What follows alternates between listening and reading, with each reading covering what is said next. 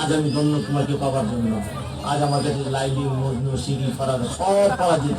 আমার ভালোবাসা আজ আমি ধন্য করেছি। আমি তোমাকে পেয়েছি, আমি তোমাকে গোপনে বিয়ে করেছি। আচ্ছা